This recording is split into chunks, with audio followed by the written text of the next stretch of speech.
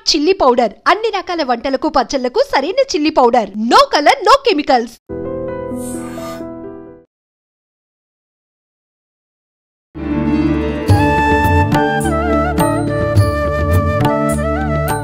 ప్రస్తుతం మనతో పాటు ఉన్నారు డాక్టర్ కామవరపు విజయమారుతి శర్మ సిద్ధాంతి గారు ఉన్నారు. ఇప్పుడు వారితో మాట్లాడి మరిన్ని విషయాలు అడిగి తెలుసుకుందాం. నమస్కారం గురుగారు. జయోస్తు తల్లి, విజయోస్తు.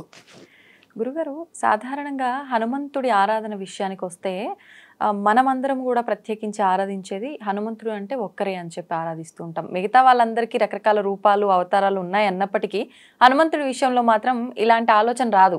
హనుమంతుడు అంటే రాముడు, హనుమంతుడు, రామభక్తుడు, ఈ ఒక్క ఆలోచనే ఉంటుంది. కానీ ఈ మధ్యకాలంలో పంచముఖ హనుమాన్ అని చెప్పి ఇలా వింటూ ఉన్నాం. అసలు ఎన్ని అవతారాలు ఉన్నాయి హనుమంతునికి? మనం ఏ అవతారంలో ఉన్న హనుమంతుని ఆరాధిస్తే బాగుంటుంది? అయితే నిజంగా స్వామి హనుమ గురించి తెలుసుకోవాలి అంటే రామాయణం ఒక్కటి సరిపోదండి. రాముడి యొక్క స్టోరీ, సీతామాత యొక్క స్టోరీ తెలుసుకోవడానికి మాత్రం రామాయణం, అందున వాల్మీకి రచించినటువంటి రామాయణం ఏదైతే ఉందో అది పరమ ప్రమాణమైనటువంటి గ్రంథం. ఆంజనేయ స్వామిని తెలుసుకోవాలి అంటే పరాశర సంహిత ఇంకా మొదలైనటువంటి మంత్రశాస్త్ర గ్రంథాలు అనేకం ఉన్నాయి. దానిలో ముఖ్యంగా పరాశర సంహిత. ఈ పరాశర సంహితలో ఈ పంచముఖ ఆంజనేయ స్వామి వర్ణన చాలా అద్భుతంగా ఉంది. మనకేమిటంటే సహజంగా రామాయణం దాకా రాముడంటే ఏమిటో తెలుసు. ఆ తర్వాత రామాయణం అయిపోయిన తర్వాత రాముడెవరు, ఆంజనేయ స్వామి ఎవరు, ఈ విధంగా మరలా ద్వాపరయుగం వచ్చేటప్పటికి ఆ భీముడితో, కృష్ణుడితో, అర్జునుడితో ఆంజనేయ సంవాదం జరుగుతుంది. అది వేరే విషయం. రామాయణం అయిపోయిన తర్వాత రామచంద్రమూర్తి లంక నుంచి అయోధ్యకు వస్తాడు. అయోధ్యకు వచ్చిన తర్వాత ఆ రాక్షస సంహారం అయిపోయింది, అందరూ కూడా సుఖశాంతులతో ఉండవచ్చు అనేటప్పటికీ అక్కడ సీతామాత పక్కున నవ్వుతుందండి. ఒక సభ అంటే ఒక నియమాలు ఉంటాయి, కొన్ని నియమాలు ఉంటాయి. ఆ సభా నియమాల ప్రకారం వెకిలిగా నవ్వకూడదు, అడ్డగోలుగా మాట్లాడకూడదు. మీరు ప్రశ్న వేశారనుకోండి, ఆ ప్రశ్నకి తగ్గట్టుగా నేను సమాధానం చెప్పాలి కానీ ప్రశ్నకి వ్యతిరేకమైనటువంటి సమాధానం చెప్పకూడదు. కాబట్టి అలాగే అక్కడ పక్కున నవ్వేటప్పటికీ సీతామాత రామచంద్రమూర్తి ప్రశ్నిస్తాడు, నువ్వు ఎందుకు నవ్వావు? ఇక్కడ ఇది సభా మర్యాద ఎవరైనా పాటించాలి. అది భార్య కావచ్చు, కొడుకు కావచ్చు, తాత కావచ్చు, మంత్రి కావచ్చు, ఎవరైనా కావచ్చు. సభా నిబంధన పాడు చేస్తే వాళ్ళు శిక్షార్హులు అని చెప్పేటప్పటికి ఎందుకని నవ్వినట్టు అమ్మవారు అదే చెప్పుకొస్తున్నా అని చెప్పేటప్పటికి ఆకాశవాణి పలుకుతుంది, రామచంద్ర ఇంకా రాక్షస సంహారం పూర్తిగా అవ్వలేదు. వీడి తాత అంటే రావణాసురుడు 10 తల దశకంఠుడు అంటారు. వాడి తాత శతకంఠ రావణాసురుడు, వాడి పేరు శతకంఠ రావణాసురుడు. వాడు ఇంకా బతికే ఉన్నాడు. వాడి సంహారం అయితే గాని ఇంకా నిర్మూలన కానట్టే అని చెప్పేటప్పటికీ రామచంద్రమూర్తి ఆశ్చర్యపోతాడు. ఎలాగా మొదలైనటువంటి ప్రశ్నలు, వాడి అడ్రస్ ఎక్కడా ఏమిటి అని ప్రశ్న వేస్తాడు. ప్రశ్న వేసేటప్పటికి అప్పుడు సమాధానం చెబుతుంది ఆకాశవాణి. 7 సముద్రాలు దాటిన తర్వాత గాలిలో ప్రాకారాలు కట్టుకుని చుట్టూ కూడా అగ్నిగోళం ఏర్పాటు చేసుకుని ఆయన నివసిస్తూ ఉన్నాడు. ఆయన నీ దగ్గరికి రాబోతూ ఉన్నాడు. వాడి కిందకి వస్తే నువ్వు కాదు కదా ఎవరూ తట్టుకోలేరు. నువ్వే ముందు అక్కడికి వెళ్ళి వాడి సంహారం చేస్తే గాని పూర్తిగా ఆ రావణాసుర సంబంధమైనటువంటి సంహారం జరగనట్లు అని చెప్పేటప్పటికీ ఆలోచన చేస్తాడు రామచంద్రమూర్తి. మనం 10 తలకాయల వాడిని చంపటానికే, అలాగే 1 సముద్రం దాటిన వాడిని చంపటానికే ఇన్ని వేల మంది, ఇన్ని లక్షల మంది వానర సైన్యం కావాల్సి వచ్చింది.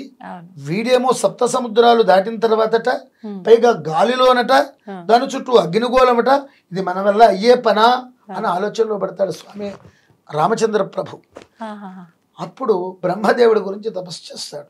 వాడి సంహారం జరగాలి అంటే ఏం చెయ్యాలి అంటే బ్రహ్మదేవుడు పంచముఖ ఆంజనేయ స్వామి మంత్రాన్ని ఉపదేశిస్తాడు, మూలమంత్రాన్ని. ఆ మూలమంత్రాన్ని ఉపదేశిస్తే రామచంద్రమూర్తి కూడా వంటికాలు మీద స్వామి హనుమ కోసం తపస్సు చేశాడు. దీనికి ఆధార గ్రంథం పరాశర సంహిత అనేటువంటి గ్రంథం. ఆ గ్రంథం ఆధారంగానే నేను మీతో చెబుతూ ఉన్నాను. అలా తపస్సు చేసేటప్పటికి పంచముఖాలతో ఆయన ప్రత్యక్షమవుతాడు. పంచముఖాలతో. ఆ, ఆ పంచముఖ అవతారం అన్నది ఒకటి శివుడు, శివుడికి పంచబ్రహ్మస్వరూపం. అలాగే ఆంజనేయ స్వామి. ఆంజనేయ స్వామి అంటే మరెవరో కాదు, సాక్షాత్తు పరమేశ్వరుడే ఆంజనేయ స్వామి. ఆంజనేయ స్వామే శివుడు. వీళ్ళిద్దరికీ ఎటువంటి భేదం లేదు. ఒక అవతార నిమిత్తం రాక్షస సంహారం కోసం ఈ రూపం దాలుస్తూ ఉంటారు, ఒక్కొక్క రూపం దాలుస్తూ ఉంటారు. పంచముఖాలతో స్వామి హనుమ ప్రత్యక్షం అవుతాడు. అప్పుడు ఆయన ధ్యాన శ్లోకం అక్కడే వస్తుంది. ఆ ధ్యాన శ్లోకంలోనే మొత్తం ఇలా ఉండిపోతూ ఉంటుంది. తన్మయత్వం చెందుతుంటాడు. తన్మయత్వం వందే వానర నారసింహ గగరాట్ క్రూడాస్వక్త్రాంజితం నానాలంకరణం త్రిపంచనయనం దేదీప్యమానం హరిం. ఈ విధంగా ఆయన స్మరించేటప్పటికీ రామభద్ర నేనున్నాను అని తన వాలాన్ని చూపుతాడు. వాలం అంటే తోక అని అర్థం. వాలం అంటే తోక, అంటే మామూలు కోతి తోక లాంటి తోక కాదు, కొన్ని యోజనాల విస్తీర్ణం. దివ్య రథాలు దాని మీద ప్రయాణం చేసే అంతటి తోక. దాని మీదే సరస్సులు ఉంటాయి, దాని మీదే ఆహార పదార్థాలు, పళ్ళు, పువ్వులు, ఉద్యానవనాలు, ఒకటేమిటి అనేకం. ఆ సైన్యం మొత్తానికి ఏవైతే అవసరాలు ఉంటాయో ఆ అవసరాలకు తగ్గట్టుగా ఆ యొక్క తోక ఉంటుంది. వీళ్ళు దివ్య రథాలలో ప్రయాణం చేయటానికి 1 సంవత్సరం కాలం పడుతుందమ్మ. సంవత్సర కాలం పడుతుంది దివ్య రథాలలో. అప్పుడు రామచంద్రమూర్తి బాణం వేస్తూ ఉంటాడు. వాడికి తలకాయ తెగుతోంది వస్తోంది, తలకాయ తెగుతోంది వస్తోంది. వాడికి ఒక వరం ఉంది. ఆ శతకంఠ రావణాసురుడికి ఒక వరం ఉంది. వాడి రక్తపు బిందు ఒక్కడి కింద పడినా అలాంటి వాళ్ళు 1000 మంది పుడతారు. ఆ వరం అంటే రక్తం పడకూడదు, వాడు చావాలి. వాడికి 3 అమృత భాండాలు ఉంటాయి. 1 నాభిలోను, 2 హృదయంలోను, 3 కంఠంలోను. 3 అమృత భాండాలు ఒకేసారి బద్దలైతే గాని వాడు చావడు. పైగా వాడి రక్తపు బిందు ఒక్కడి కింద పడితే ఇందాక చెప్పాను తమరుతో, అలాంటి వాళ్ళు 1000 మంది పుడుతూ ఉంటారు. అంటే వాడి రక్తపు బిందువు కింద పడకూడదు, 3 భాండాలు ఒకేసారి బద్దలవ్వాలి. అప్పుడు కానీ ఆయనకి మరణం ఉండదు. రాముడు బాణం వేస్తూ ఉంటాడు, తలకాయ తెగుతుంది వస్తుంది, ఎన్నో అస్త్రశస్త్రాలు ప్రయోగిస్తాడు, ఉపయోగం లేదు. ఆఖరికి రామచంద్రమూర్తే మూర్ఛపోతాడు. అయితే ఇక్కడ బ్రతుకున్నటువంటి రావణాసురుడు దశకంఠుడికి యుద్ధ నీతి తెలుసు. అంటే చేతిలో ఆయుధం లేకపోయినా మూర్ఛ పొందిన వాళ్ళ దగ్గరికి సంహరించడానికి వెళ్ళకూడదు. అలాగే రాత్రి సమయంలో యుద్ధం చేయడానికి వీల్లేదు, సూర్యోదయం వేళలోనే యుద్ధం చేయ. ఇలాంటి నీతులు చాలా ఉన్నాయి. రాజనీతికి సంబంధించింది, యుద్ధ నీతికి సంబంధించిన నీతులు. వీడికి ఆ భేదం లేదు. పడిపోయినటువంటి రామచంద్రమూర్తిని సంహారం చేయటం కోసం వస్తూ ఉంటాడు. ఎంత భయంకర రూపమో ఆలోచించండి. 100 తలకాయల రూపం ఎంత భయంకరంగా ఉంటుందో ఆలోచించండి. నిజంగా 100 తలలు 100 తలలు. శతకంఠ రావణాసురుడు పరాశర సంహిత చదవండి, అర్థం అవుతుంది. కాకపోతే ఆ ప్రమాణ గ్రంథం మీకు పంపిస్తాను, మీరు చదవండి. అంటే రావణాసురుడికి కూడా 10 తలలు అంటారు, కానీ 10 తలలు నిజంగా ఉండవు. అది కావాల్సి వచ్చినప్పుడు వస్తాయి. ఆ భయంకర రూపం కోసం ఎప్పుడూ కూడా 10 తలకాయలు వేసు తిరగడు, పరిస్థితులను అనుసరించి. అలాగే స్వామి హనుమ కూడా అలాగే అవసరాన్ని బట్టి చాలా చిన్నగా ఉంటాడు, చాలా పెద్దగా ఉంటాడు, మధ్యముడుగా ఉంటాడు. ఎంత కావాలంటే అంత ఎదుగుతాడు. అంత యోగ విద్యలు, మాయ విద్యలు, చాలా చాలా యుద్ధ విద్యలకు సంబంధించిన నైపుణ్యాలు అవి. దానిలో స్వామి హనుమ బాగా దిట్ట. సరే వెళ్ళిపోతూ ఉంటుంది. ఆ అది శతకంఠ రావణాసురుడు చంపడానికి వస్తూ ఉంటాడు. ఆ సమయంలో సీతాదేవి ప్రార్థిస్తుంది. వందే వానర నారసింహ గగరాట్ క్రూడాస్వక్త్రాంజితం నానాలంకరణం త్రిపంచనయనం దేదీప్యమానం హరిం. ఈ విధంగా ప్రార్థించేటప్పటికీ వీళ్ళు సంవత్సరం పట్టినటువంటి కాలాన్ని ఒకే ఒక్క అంగలో వస్తాడు, ఒకే ఒక్క అడుగులో. అంతటి భయంకర రూపం పంచముఖ వీరాంజనేయ స్వామిది. ఉగ్ర రూపం, విశ్వరూపం అనవచ్చు దాన్ని. ఉగ్రరూపం కన్నా కూడా విశ్వరూపంగా భావించవచ్చు. ఆయన రౌద్రం, శాంతం అన్నీ ఉన్నాయి. నవవ్యాకరణాలు చదువుకున్నవాడు ఆంజనేయ స్వామి అంటే మామూలు విషయంగా. దేవతల్లో ఆయన చదివినంత చదువు మరెవ్వరూ చదవలేదు. ఆయనకి వివాహం కూడా అయింది. ఆ సబ్జెక్టు కూడా చెప్పుకొస్తాను మీకు. అయితే సీతాదేవికి పాశుపతాస్త్రాన్ని ఇచ్చి ఈ వాలంతో తన తోకతో శతకంఠ రావణాసురుణ్ణి కదలకుండా చేసేస్తాడు. కదలకుండా చేసి సీతాదేవికి పాశుపతాస్త్రం ఇచ్చి సంధించమంటాడు.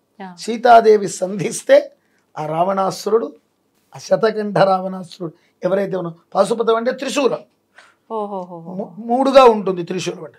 ఒకటి నాభిలోను, ఒకటి హృదయంలోను, ఒకటి కంఠంలోను, మూడు అలా వెళ్ళి గుచ్చుకుంటాయి. గుచ్చుకునేటప్పుడు ఒకేసారి బద్దలవుతుంది.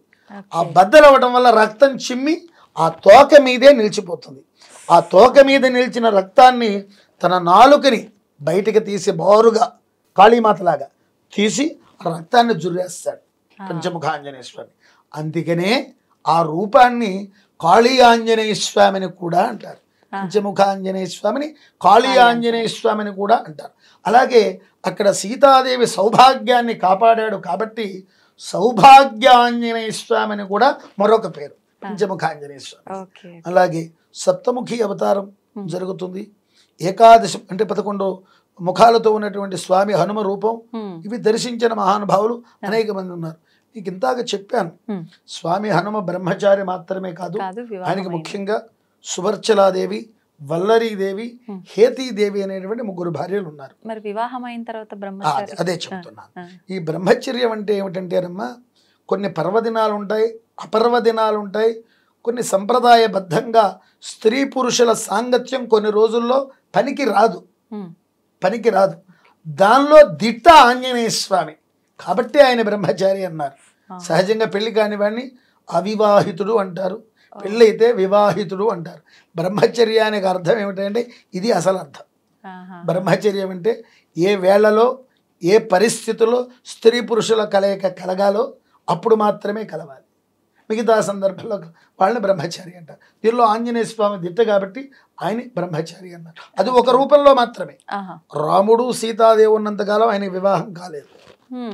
రామాయణం జరుగుతున్నప్పుడు ఆయనకి వివాహం కాలేదు. తర్వాత వివాహమైన సందర్భం అది ఎలా జరుగుతుందయ్యా అంటే, సువర్చలాదేవి, సువర్చల అంటే సూర్యుడి యొక్క కుమార్తె. ఆవిడ సూర్య భగవానుడి యొక్క కుమార్తె. ఆవిడ నవవ్యాకరణాలు చదువుకుంది. ఈ నవవ్యాకరణాలు చదువుకుని ఉండటం వల్ల సూర్య భగవానుడు ప్రకటన చేస్తాడు, స్వయంవర ప్రకటన. ఏ విధంగా అంటే తన కుమార్తె అయినటువంటి సువర్చలాదేవిని నవవ్యాకరణాల్లోనూ ఆమె అడిగినటువంటి ప్రశ్నలకి సమాధానం చెప్పినటువంటి వాడికి, నా సువర్చలాదేవి ఓడించిన వాడికి మాత్రమే నేను ఇచ్చి వివాహం చేస్తాను అంటాడు. దానికి ఎందరో వస్తారు, ఆ సువర్చలాదేవి ముందు తల దించుకుని వెళ్ళిపోతూ ఉంటారు. ఎంతో కాలం గడుస్తూ ఉంటుంది, అలాగే వెళ్ళిపోతూ ఉంటారు. ఒకానొక సందర్భంలో ఇక లాభం లేదు, పెళ్ళి అవ్వట్లేదు, ఆమెను ఓడించేయగల సమర్థుడు ఎవరంటే ఒక ఆంజనేయ స్వామి కనిపిస్తాడు. ఆంజనేయ స్వామి దగ్గర స్వయంగా సూర్య భగవానుడు వచ్చి, నా కుమార్తెను ఓడించి పెళ్లి చేసుకోవయ్యా అంటాడు.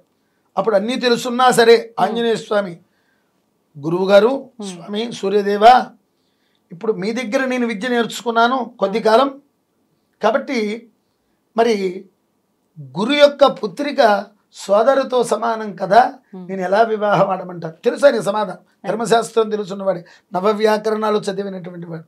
ఎందుకంటే సూర్యుడి ద్వారా చెప్పిద్దామన్న ఉద్దేశంతో ఆయన ఆ విధంగా అడుగుతారు. అప్పుడు సూర్య భగవానుడు చెప్తున్నాడు, నీది మానవ రూపం కాదు నాన్న, ఇది మృగరూపం. మృగం అంటే కేవలం పెద్ద పుల్లు సింహాలే కాదు, ఒక కోతి ముఖం. వాటికి ఆ భేదం ఉండదు, జంతువులకి భేదం ఉండదు, కాబట్టి నువ్వు అర్హుడివే అంటాడు. అప్పుడు ఆంజనేయ స్వామి అదే రూపంతో వచ్చి సువర్చలాదేవిని ఓడించి సువర్చల కళ్యాణం జరిగినటువంటి రోజు జ్యేష్ఠ శుద్ధ దశమి. ఇది పరాశర సంహితలో ఉన్నటువంటి విషయం తల్లి.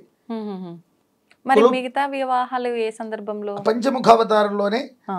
అలాగే వల్లరీదేవి, హేతీదేవి, సువర్చల సూర్యుడి యొక్క కుమార్తె.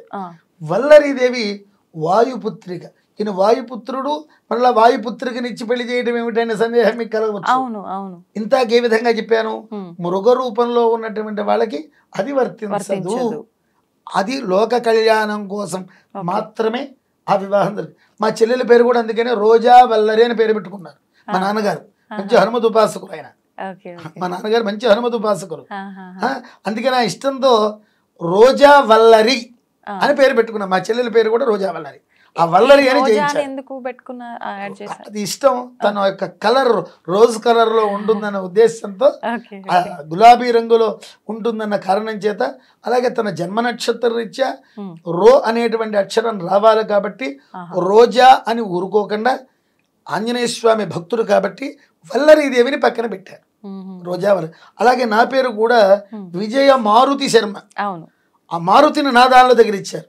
ఓబా వివు రోహిణి, రోహిణి నక్షత్రం నాది, వి అనేటువంటి పేరుతో రావాలి కాబట్టి విజయాన్ని పెట్టుకోవటమే కాకుండా పక్కన మారుతిని తగిలించారు.